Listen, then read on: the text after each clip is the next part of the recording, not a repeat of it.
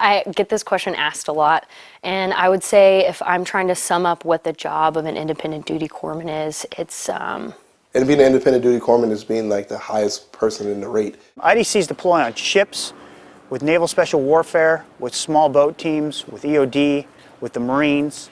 They're really like a jack of all trades, to be honest. What it means to be an independent duty corpsman is that at one point in your career, you will have someone's life in your hands. The training to be an independent duty corpsman is quite brutal.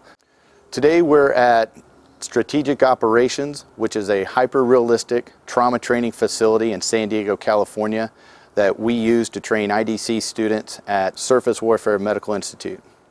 This training is so realistic, it gives me goosebumps. I think first off, when you come in here, you see a big desert village, and you start wondering, what did I get myself into? And then you walk into the DDG area and be like, holy cow, we have a ship here as well. And then all of a sudden they start hearing explosions and gunfire. And that's part of actually training the student to be able to block out some of these sounds and focus on what we're training for. We're not training them to be a patrol corpsman. We're not training them to be a Marine.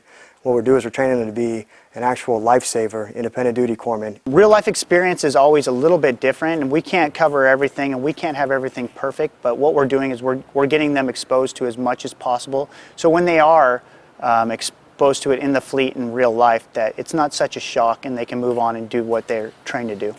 It's definitely stressful, definitely realistic with the actual amputees and the cut suits, so it really looks like they're missing a leg or an arm, and so that was really real. It was very stressful because you're trying to remember everything you were taught during school, everything you taught in class, and you're actually applying it in real life. It was pretty crazy out there.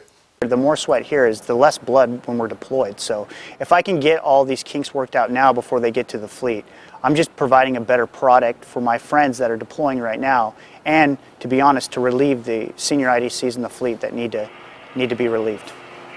I think this training is absolutely critical for an independent duty corpsman of these days. I'm very passionate about training my relief, and I'm very passionate about this type of training because it's so realistic and will save lives in the fleet.